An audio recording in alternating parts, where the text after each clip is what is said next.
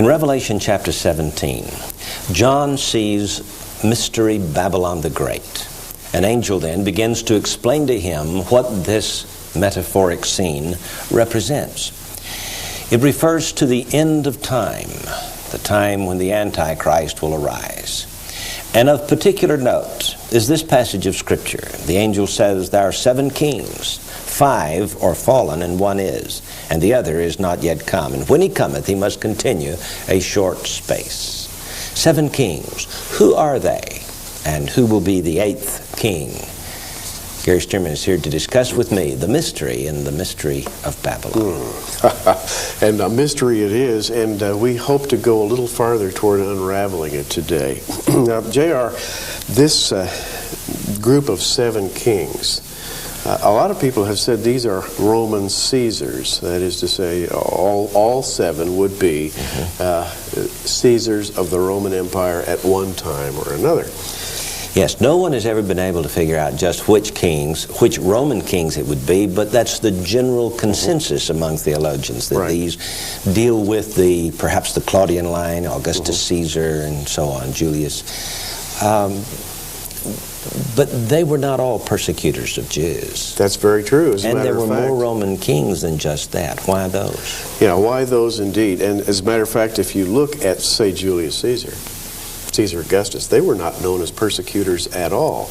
Now, of course, they were very much interested in advancing the cause of the Roman Empire, but they did not persecute God's chosen people. And when we read in Revelation 17:10, this list of 7 kings, 5 are fallen. This is at the time John is writing, which is in the 90s AD, in the 1st century. 5 are fallen, 1 is, and the other is not yet come. This is one of the very few times in the New Testament where a real living person is referred to, this one who is. Yes, I think we should start there, because in the days of John's exile on the island of Patmos, he was there because of the wicked emperor of the Roman Empire, Domitian. So, Gary, let's start there with the profile of Domitian. Domitian, he came to power in 81. Now, he was the son of Vespasian and the brother to Titus. Titus is famous for having sacked Jerusalem and destroyed the Second Temple. And when Titus came to power, it was more or less his desire to share power with his brother Domitian. Domitian would have nothing to do with that idea. Very selfish, vain, cruel man. He wanted the rule all to himself, and he took it. As a matter of fact, some people say that he took steps to aid in his brother's quick demise. Titus died of a strange disease. Some say he may have been poisoned on his, what wasn't a sick bed. Maybe he came down with the flu or something, and then he died. Isn't it ironic that the man who destroyed the Jerusalem temple in AD 70 was poisoned by his own brother? It really is. Domitian. And then, of course, Domitian was wicked in his own right. Very, very wicked. As a matter of fact, the people called him the second Nero, because Nero, back in the earlier days, had persecuted the church. He was the first official, shall we say, persecutor of the church, and he went about it in a big way. But Domitian was called second Nero, starting in AD 81 until his death in AD 96. He persecuted the church, he tortured them, he hounded them, he did everything he could to make life miserable for them, until shortly before his death, in a kind of a miraculous series of events, certain church leaders were arrested and brought to him, and he asked them personally, what is this church to which you belong, and what are its goals? And they said, well, our kingdom is not of this earth. We're not here to usurp your kingdom. Our kingdom is the kingdom of heaven, and it's an angelic kingdom. At that point, Domitian dismissed these guys out of hand, saying, well, I'm not going to be bothered with this rabble. Get them out of here. Let them do what they want to, as long as they don't interfere with my kingdom. And at that moment, the torture of the church stopped. And simultaneously, the Apostle John, who had been earlier in Domitian's reign, had been arrested, had been boiled in oil, miraculously escaped, exiled on the island of Patmos, was freed from his exile, and went back and became the elder of the church at Ephesus. So that we have a miraculous series of intertwined events here in the late 90s AD. So we know who the king is that the Scripture says one is. One is. One is. So who are the five who are fallen? Well, J.R., the traditional list of the five, and several men have come up with this over the years, would be that number 1 was Julius Caesar, number 2 was Tiberius, number 3 Caligula, number 4 Claudius, number 5 Nero, number 6, the one who is Domitian. That's the traditional list. But it doesn't scan, because Nero and Domitian were known as persecutors of the church, but the first 3 on this list, the first 3 as usually given, Julius Caesar, Tiberius, and Caligula, were not persecutors of the church. The pattern does not fit. Now, I want you to notice a clue that is given here in the 17th chapter. Verse 8 says, "The beast that thou sawest was and is not, and shall ascend out of the bottomless pit and go into perdition." And then it continues in verse 11, "The beast that was and is not, even he is the 8th, and is of the 7." So when we look at this beast of Revelation, which I think is the beast of chapter 13 that rises up out of the sea with 7 heads and 10 horns, with the mouth of a lion, the body of a leopard, the feet of a bear, I see this beast as being far more than just the Roman Empire. In fact, it takes us back to the book of Daniel, doesn't it? It really and truly and to does. Nebuchadnezzar. It takes us back to King Nebuchadnezzar, who was called prophetically by Daniel the head of gold, meaning he was the first major Gentile king in a series of kings that would conclude in Roman rule. Now, and this lion was the symbol of Nebuchadnezzar. So that's right. In the 4 beasts that come up out of the sea in Daniel chapter 7, we have first the lion of Babylon, and then we have Medo-Persia represented by the bear, and Greece by the leopard, and then the dreadful beast that is a composite of the others being the Roman Empire. That's the general consensus. And so when we read in Revelation there are 7 kings, I think it's better. It makes much more sense to go back to the list of kings as actually initiated or originated by the prophecy of Daniel. It makes a great deal of sense. Therefore, number 1 on that list would not be Julius Caesar, but would rather be Nebuchadnezzar, the head of gold. And as we list, we're starting a new list here, number 1 being Nebuchadnezzar. All the people on this list are people who wreaked havoc upon God's chosen people, the Jews, and later on, of course, with the foundation of the church, wreaked havoc upon the church. They all have this in common. Now, following the Babylonian Empire were the Medes and the Persians, and the first, I guess, of their rulers was Darius. Darius the Mede. So he'd be the second on the list. He would be number 2 on the list, and you say, wait a minute, scratching my head, what did Darius do? Well, we know very well about Darius if you read Daniel chapter 6. Yeah. Daniel in the lion's den. Right. Throw him in the lion's den. Well, from Darius then we go to Greece and Alexander the Great. He has to be number 3 on that list, doesn't he? That's right, and Alexander being number 3 was also prophesied by Daniel. And as a matter of fact, he was called the he-goat in the prophecy of Daniel. A very important Grecian king, the most important Grecian king, who set out to rule the world, literally to conquer the entire world, and through a miracle of God, he conquered the world, but not Israel. Now, he was going to destroy Israel. Yes, he was. But because of a dream, he decided to befriend them instead. But he was a perfect type of the Antichrist. Absolutely. Because Israel is going to accept the Antichrist just as they accepted Alexander the Great. And by the way, each of the 7 men, starting with Nebuchadnezzar, then Darius the Mede, and then Alexander, each of these men is a, shall we say, a model of the Antichrist. And the whole list, when we get through with it, you will see, forms a composite picture of the Antichrist. So we have Daniel and Revelation consorting together. We have to interpret the 2 books together of the Old Testament and the New Testament in order for this picture to emerge. Then, of course, Daniel's little horn would arise out of the Greek Empire.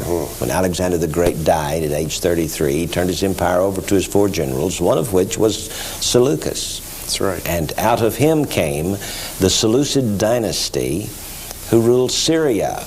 And from among that group came the infamous Antiochus IV Epiphanes. And Syria was more than just what we think of as Syria today. Syria was the entire territory, really, from the Euphrates River across north of into the land that we call Lebanon today, northern Israel, all the way up into parts of Asia Minor. It was a very large rule.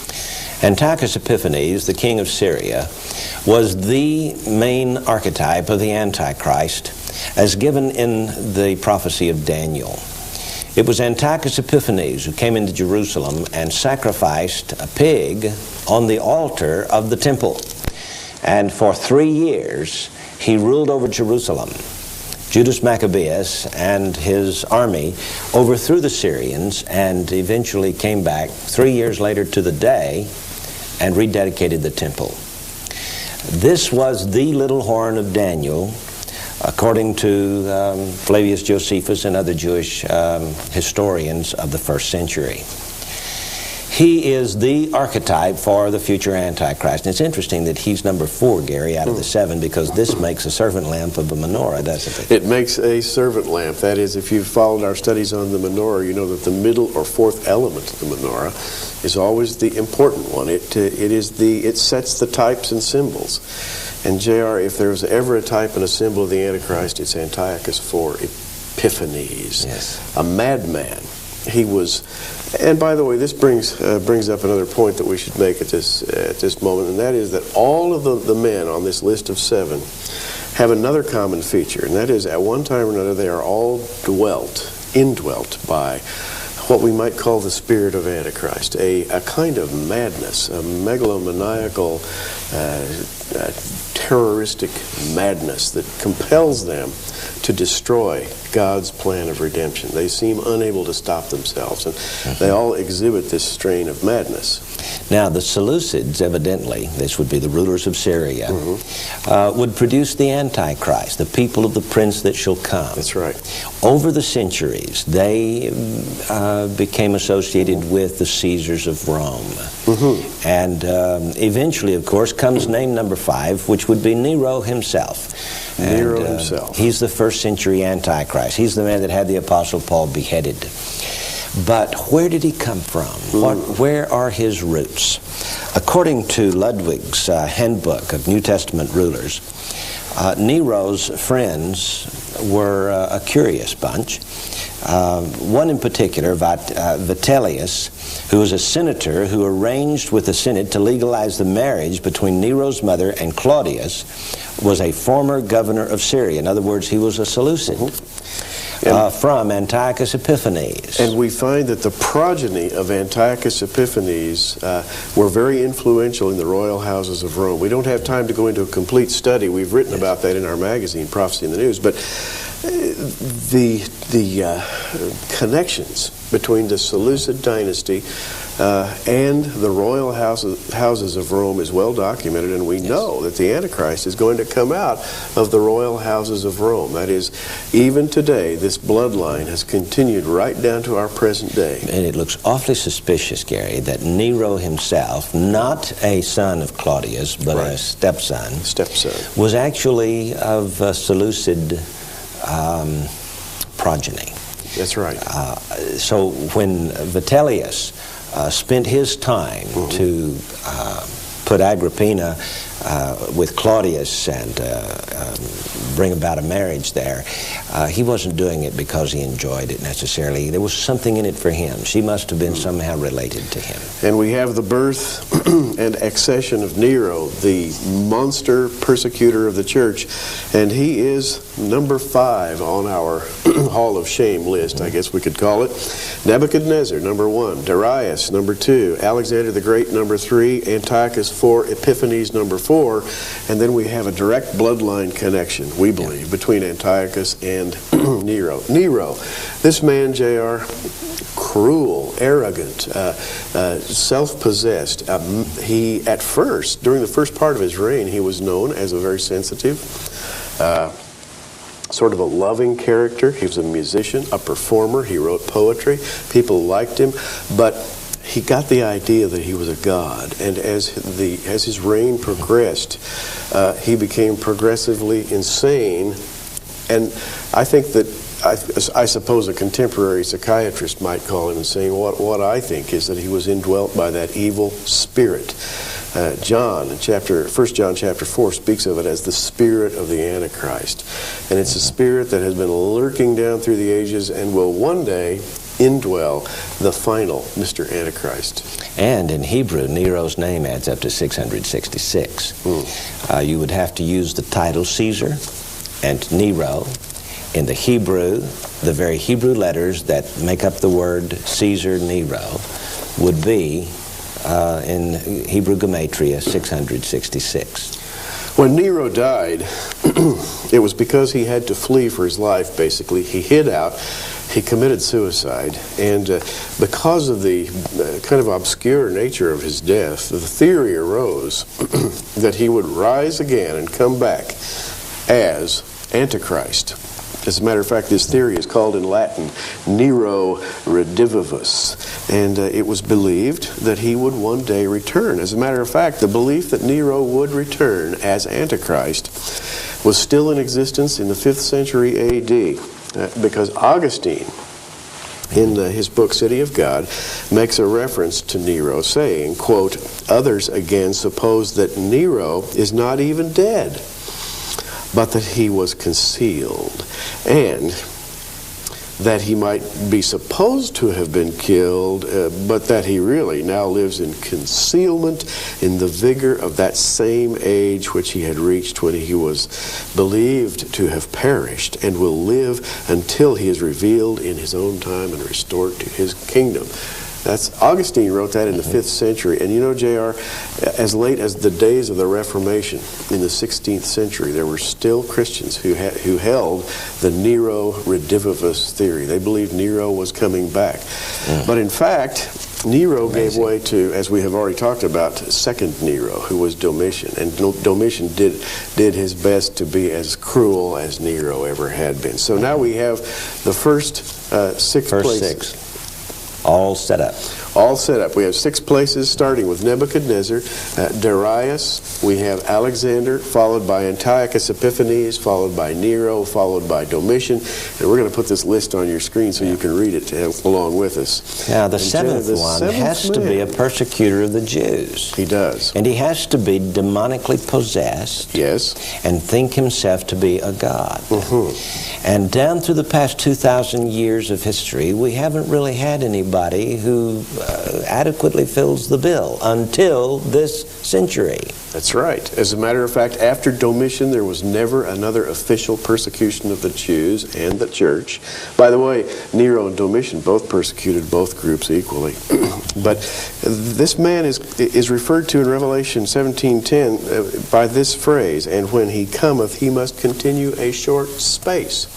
In our own century, we have a man who rose in Germany, and he was a persecutor of Jews and Christians, by the way. And his name was Adolf Hitler, and he came in the shadow of the Caesars. He tried to model the Third Reich after the empires of the Roman Caesars. So let's put him as number 7 on the list. That brings us then to number 8. Number 8 is the beast that rises out of the sea in chapter 13. That's right. With 7 heads and 10 horns, this would be a revived Roman Empire. A world kingdom, and the leader of this world kingdom, even he is the 8th, and he is the one that's going into perdition. But the clue here is he is of the 7.